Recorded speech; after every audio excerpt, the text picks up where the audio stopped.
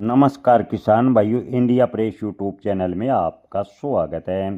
किसान भाइयों, middle east यानी खाड़ी देशों में चल रहे तनाव और युद्ध की वजह से गंवार के बाजार पर सीधा असर देखने को मिला है। गंवार के निर्यात की बात करें तो लगभग ठप सा हुआ है। जी हाँ किसान भाइयों, मिडिल ईस्ट यानी ईरान, अमेरिका और इजराइल के बीच जो युद्ध चल रहा है उसके कारण गंवार गम का निर्यात ठप हुआ है।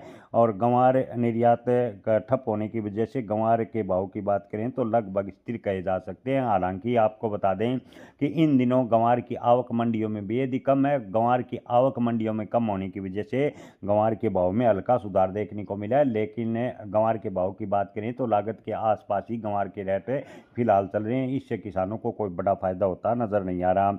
मिडिल ईस्ट तनाव के कारण दुबई के रास्ते से होने वाला निर्यात प्रभावित हुआ है और खाड़ी देशों के लिए जो गंवार गम की खेप भेजी जा रही थी वो रोक दी गई है।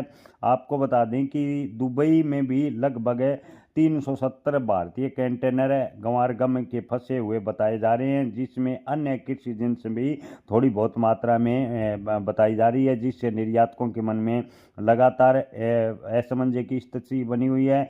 इसके अलावा कंपनियां भी जो गंवार गम को जो निर्यात को लेकर जो बीमा कवर है, बीमा करने से कतरा रही है, यानी इंश्योरेंस कंपनियां माल का बीमा नहीं कर रही, जिससे निर्यातकों के मन में और भी असमंजस बना हुआ है। हालांकि इस बीच एक अच्छी खबर ये है कि गंवार कोरमा की डिमांड चीन से लगातार बन रही है। ऐसे में उम्मीद की जा सकती है कि गंवार कोरमा की अगर डिमांड और भी तेजी से बढ़ती है तो गंवार के भाव में आने वाले दिनों में सुधार होगा।